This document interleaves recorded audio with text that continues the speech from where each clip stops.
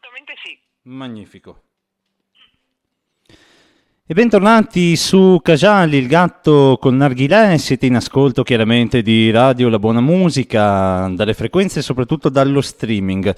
Allora, come promesso, apriamo questo 2016, questa nuova stagione, con un ospite veramente d'eccezione. Lei si chiama Zoya Cavedon, l'avrete sicuramente conosciuta in quanto insegnante Bollywood e tantissime altre qualità che andremo adesso ad argomentare. Zoya, facci un saluto rock and roll. Grazie mille Giacomo caro. Buonasera a tutti gli ascoltatori, io sono Gioia e sono felicissima di essere qui con voi questa sera. E noi onoratissimi di averti, chiaramente. Grazie, grazie mille. Allora, abbiamo un mucchio di domande. La prima. Allora, Zoya, sei sicuramente la più grande danzatrice di Bollywood del nord Italia. Grazie. È vera la leggenda che fu un viaggio in India ad accendere questo fuoco sacro della tua vocazione? Assolutamente sì, è la verità, nel senso che ormai il mio primo viaggio in India risale a 9 anni fa e mentre mi trovavo lì sostanzialmente però in realtà ero partita un po' per gioco, non avevo delle intenzioni precise quando ho deciso di andare in India la prima volta, e però la cosa subito non mi aveva reso particolarmente felice, nel senso che mi aspettavo una popolazione molto shanty e invece quello che ho trovato è stata invece delle persone molto dure, anche se vuoi.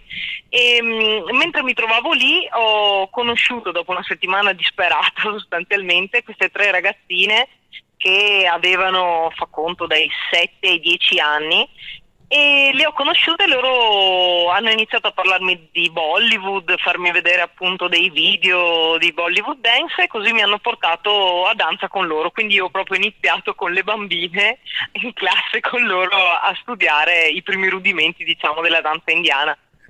Magnifico. Allora, andiamo sul tecnico. Seppure il nostro pubblico sia molto competente sulle danze dell'Asia, talvolta è sfuggente la danza classica indiana rispetto al Bollywood. Quest'ultimo è più facilmente Sì. assistibile, ecco. Sapresti spiegarci alcuni stili tradizionali come, non so se li leggo bene, il Sì, Kathak e il sì, Bharatanatyam, che tra l'altro stai studiando. Bharatanatyam, sì. Oh, oh, oh. Allora, ti ringrazio per questa domanda. Sono due danze che appartengono al repertorio della danza classica indiana, che proprio sono differenti dal Bollywood. In realtà il Bollywood va a pescare a piene mani da queste due forme di danza classica. La differenza sostanziale è che la danza Kathak viene dal nord dell'India ed è, diciamo, una forma più laica, se vuoi, di danza, nel senso che all'inizio derivava da delle forme di danze nomadi, di popolazioni nomadi che raccontavano le storie, delle storie, le mimavano attraverso la danza. E però all'interno del proprio repertorio sia delle, diciamo, dei repertori amorosi, più laici appunto, e ha all'interno anche appunto, come le altre danze classiche indiane, un repertorio invece più devozionale, quindi le storie di Krishna e Radha, ad esempio, il dio Rama e la sua sposa Sita. Però appunto diciamo che a partire più dal 1500 nel Kathak si trovano delle influenze più musulmane, se vuoi, che derivano anche dalla danza persiana, e si incentrano molto sui temi amorosi e sulle poesie. La differenza sostanziale a livello proprio di postura, se vogliamo dire, è che il Kathak si balla in piedi e viene fatto un lavoro molto preciso e molto veloce sui piedi. Si indossano questi gungrus, che sono delle file di campanelle che servono proprio a riprodurre il suono della tabla che accompagna la danza Kathak con i piedi proprio. E famosissimi sono i chakras, cioè questi giri velocissimi che il danzatore fa su se stesso. A differenza del Bharatanatyam, invece, che arriva dal sud dell'India, dal Tamil Nadu precisamente, che è una danza tipicamente devozionale.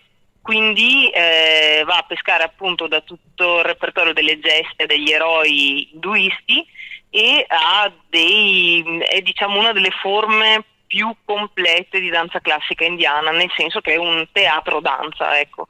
E la differenza appunto col Kathak è che ha dei movimenti più secchi, se vuoi, più geometrici, e si balla in una postura che non è proprio comodissima, nel senso che bisogna tenere le ginocchia piegate tutto il tempo in questa posizione che si chiama Aramandi, che è una forma a diamante sostanzialmente, le ginocchia vengono piegate così. Ecco. Magnifico, grazie. Allora, Zoe è un'artista molto conosciuta soprattutto come insegnante, mecenatista delle arti performative indiane e come presidentessa dell'associazione Nartaki, l'ho detta bene? Nartaki in realtà. Nartaki.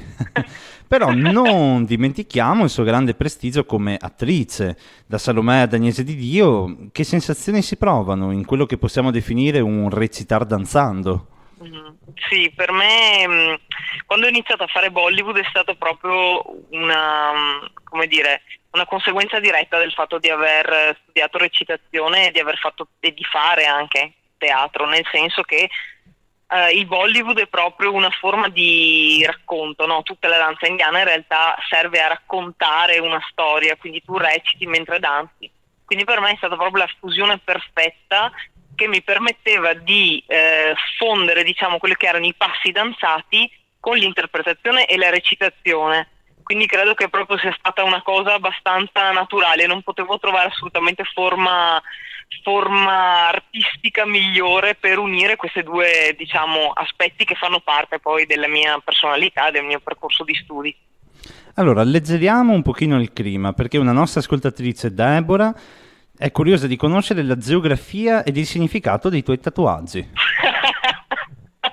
Ok, allora, credo che Deborah abbia notato soprattutto il tatuaggio che ho sul braccio destro, che va dalla spalla, diciamo, fino proprio ai polsi.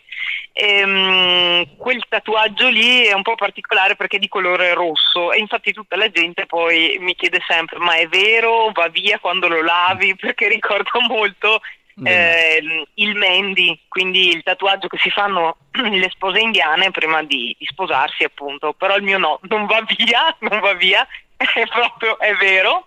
E tra l'altro ci tengo particolarmente perché ci sono vari simboli al suo interno, arzigogolati ovviamente, però quello più importante per me è quello che ho sull'avambraccio, che rappresenta il dio Ganesha, quindi il dio elefante del pantheon induista, e per me è molto importante, ecco.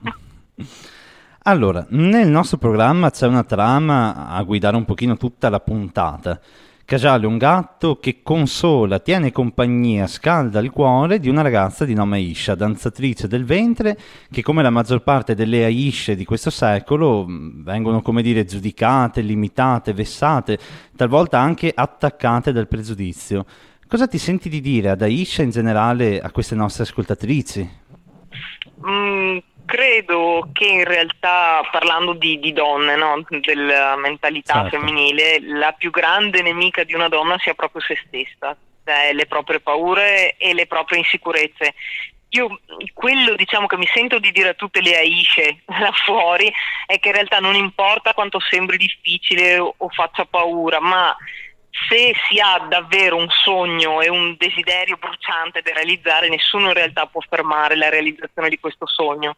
E soprattutto una delle cose a cui tengo di più è che non bisogna mai, davvero mai, perdere il rispetto di noi stesse. Cioè, ricordiamoci sempre che chi ci ama davvero non cercherà mai di farci sentire inferiori o di distruggere i nostri progetti, ma anzi cercherà di accompagnarci tenendoci per mano durante tutto il nostro cammino. Quindi per me la cosa più importante che voglio dire a tutte le ascoltatrici, ma anche agli ascoltatori in realtà, che dobbiamo credere in noi stessi. Tutto qua. Bellissime parole, poi ci sarà Kajal anche a consolare le varie Aishe, dai, a credere in loro. Beh, spero che venga a trovare anche me Kajal, che mi sta abbastanza simpatico. Apro una parentesi, no? Sì. Io ho fatto un viaggio in Giordania appunto con Aisha Sì? un anno e mezzo fa, e ci trovavamo in una tenda, penso nel Wadi Ram, se ben ricordo, Sì, e c'era un gatto col pelo lungo, dorato, che andava un po' ad elemosinare hummus e sì, quant'altro dai turisti, no? pensa a te. Poi è stato preso in braccio da questa ragazza giordana araba che l'ha chiamato per nome Kajal Bellissimo. ed ha emesso dei versi sicuramente di un gatto maschile, ma veramente strani. Cioè, l'ha tirato su tipo Kajal e il gatto. Forse stava male, non lo so. E quindi in realtà non erano versi d'amore, ma dici che stava avendo un attimo di crisi, Può cioè, stava essere. perdendo i sensi. Allora, torniamo al nostro tema, diciamo, la danza Sì, orientale qui in Italia, quasi per scherzo beffardo del destino, sembra davvero accomunare molte, forse troppe giovani ragazze che talvolta si vedono costrette ad accantonarla per lunghi periodi dell'anno a causa del lavoro, a causa della mm, mancanza di lavoro o ancora perché certo. questo gli spezza la schiena. Mm, Tu che sei riuscita, spero di dire bene, a fare del tuo talento il tuo lavoro, sì, sì. te ne senti di dir loro di non smettere, insomma, questo sogno? Assolutamente sì. Ti dico Giacomo, quest'anno sono 9 anni, saranno 9 anni che studio e pratico Bollywood, però nel frattempo davvero ho sempre fatto i lavori più disparati, anche proprio quelli che ti spezzano la schiena, no? Su turni, però credo davvero che se tu desideri veramente qualcosa, tutto diventa possibile. L'importante è non dimenticarsi mai da dove si arriva e dove si vuole arrivare e soprattutto una cosa che non mi stancherò mai di dire, studiare, studiare, studiare, rimanere umili sempre, perché dico sempre anche ai miei allievi che in realtà prima di essere un insegnante io sono un'allieva e in realtà poi a volte sono proprio i tuoi allievi ad insegnare qualcosa a te, no? Quindi il tuo allievo diventa il tuo maestro. Io credo che la cosa principale per una danzatrice e per un insegnante sia proprio di ricordarsi che prima di essere quella che sei adesso sei stata un'allieva anche tu. Bene, allora rimaniamo in tema di studio perché adesso se si sentono i rumori di fondo la radio sembra un pochino l'aula di scuola, ci scusiamo un po' per questi rumori. Comunque È sempre ricordo Cajal che anche che... muore, che si lamenta e vuole hummus. Allora, ricordiamo che Gioia è una dottoressa, se non sbaglio, in lettere moderne con indirizzo Esatto. artistico. Allora, è vero che lo studio teorico, quello che si fa da seduti per intendersi, è una premessa positiva del lato poi pratico dell'allenamento? Certo, soprattutto per quanto riguarda la conoscenza della cultura a cui ci si approccia, che nel mio caso è molto diversa da quella d'origine, no? Cioè l'indiana e l'italiana non sono proprio sorelle, ecco. Però non bisogna dare mai per scontato da dove arriva, ad esempio, un passo di danza o di un'espressione che io utilizzo, ad esempio, all'interno di una coreografia. Tutto va collocato in maniera corretta e compresa nel totale con rispetto. Per questo trovo che sia fondamentale studiare da dove arrivano, ad esempio, certe forme di danza, i termini corretti e le origini, perché soprattutto nel Bollywood, che è un contenitore di tanti stili diversi, il rischio è quello di andare poi a mescolare dei passi che arrivano da danze o culturalmente diverse, come ad esempio, non so, la danza orientale e la danza indiana, o addirittura stili diversi che fanno parte dello stesso bacino culturale, però in realtà sono assolutamente differenti tra loro, senza sapere che in realtà lo stai facendo. Non so, faccio un esempio pratico, mettere dei passi che arrivano dal Kathak, che dicevamo prima una danza classica, Mm. su delle musiche moderne tipo disco music che adesso va molto in voga, no? Nel Bollywood, senza però essere coscienti che sono due cose diverse intanto e che anche un azzardo è sbagliato, nel senso che se tu sei cosciente che queste cose, tra virgolette, vanno a cozzare tra di loro e vuoi fare un esperimento azzardato, ci sta. Però devi esserne cosciente fin da subito e poi ovviamente dipende dai contesti in cui presenti una determinata esibizione. A me sta un po' stretta questa cosa che cioè, viviamo in una società in cui basta che faccia spettacolo, no? Basta che se ne parli e allora va bene tutto. Invece secondo me no. Cioè, cerchiamo di capire cosa stiamo facendo prima di farlo, ma soprattutto prima di insegnarlo.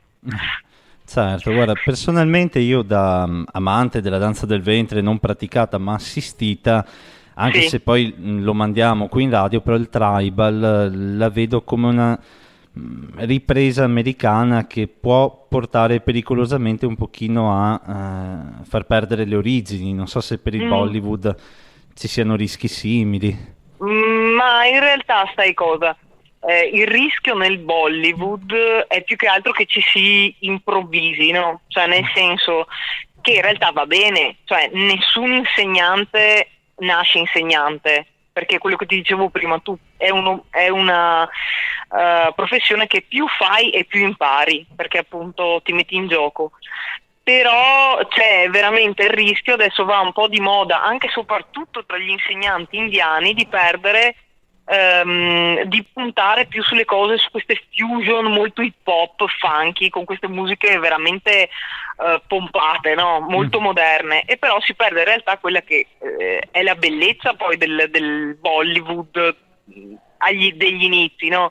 Quindi proprio i passi puliti, le linee della danza indiana vanno un po' perse e questa cosa mi dispiace, ecco.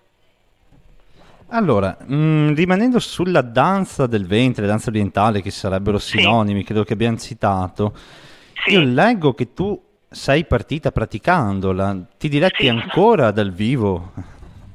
A fare danza del ventre. Sì. In realtà, allora, quando sono a casa devo dire danzo spesso danza del ventre, cioè quasi tutti i giorni perché mi aiuta a mantenermi in salute da una parte e dall'altra rende i movimenti del Bollywood, che a volte rischiano di essere un po' troppo scattosi, più fluidi.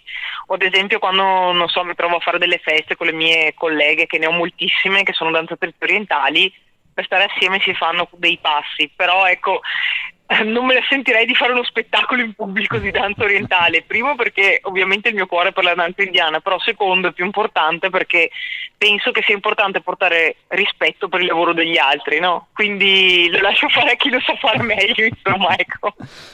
Allora, abbiamo quasi finito, Sì, resisti. Abbiamo un'altra domanda da una nostra ascoltatrice che alcune volte incontra dei momenti di stopping, diciamo, nella sua creatività. Come sì. nasce per te una coreografia? Allora, per creare una coreografia io di solito parto innanzitutto dalla scelta della musica che ovviamente mi deve accattivare, altrimenti non si fa nulla, no? Dopodiché parto con l'analisi del testo proprio. Però, allora, se trovo che il significato della canzone sia intrigante, allora parto a coreografare, ma la cosa non è sempre automatica perché ho scartato moltissime canzoni che musicalmente mi facevano impazzire, erano bellissime, però avevano un testo privo di forza e devo dire che il mio lavoro parte proprio subito con l'interpretazione del testo, cioè penso come farei a raccontare quella storia lì senza l'uso della parola, ma solo con il corpo e di conseguenza poi arrivano i passi. Magnifico. Ultimissima domanda. Allora, visto che il bacino di ascolti del nostro gatto Cajal vagabonda tra le paludi padane e l'estuario veneziano, vorremmo sapere sui tuoi progetti più imminenti di questo 2016. Allora, per il 2016 ho moltissimi progetti in realtà che non mi terranno soltanto tra le paludi padane, però diciamo che per quello che riguarda il territorio nostro, nel 2016 continuerò con un progetto di corsi intensivi domenicali a Treviso, che sono dei laboratori coreografici dove si studia sia tecnica e coreografia di Bollywood per chi non può frequentare durante la settimana. Un altro progetto che realizzerò da fine gennaio è quello di organizzare un percorso sempre nei weekend con il mio collega, il maestro Ravi Deep, che sarà tutto incentrato sullo studio del Bhangra, che è, non so se l'hai mai vista, una Mamma danza mia, sì, sì, sì, sì, folcloristica sì. del Punjab molto energica, bellissima. E poi quest'anno avrò di nuovo l'occasione e l'onore di ospitare in Italia il mio maestro che arriverà da me penso con l'estate, è Manta Devara, che terrà dei workshop appunto di Bollywood e folklore. Per quanto riguarda me invece personalmente ho in programma la presenza in due festival, il primo a marzo in Puglia dove insegnerò Bollywood e questo festival si chiama Arabian Taras Festival organizzato da Miriam Rizzo e il secondo invece sarò ad aprile sempre come ospite per la danza Bollywood questo festival ad Arezzo che si chiama Yalla Rax Festival organizzato da Martina Tellini. Comunque, per tutte le informazioni, per chi vuole tenersi aggiornato sui vari eventi che organizzo, spettacoli eccetera, io invito tutti quanti a seguire il mio sito www.gioiabollywood.com o la mia pagina Facebook Nartaki Danza. Magnifico. Gioia, noi ti facciamo un grandissimo saluto, anche perché ormai la sala radio sta diventando un rock and roll stadio. Perfetto. È stato un piacere averti qui e grazie mille. Grazie a voi, è stato un super piacere e un onore. Grazie ancora. Oh yeah.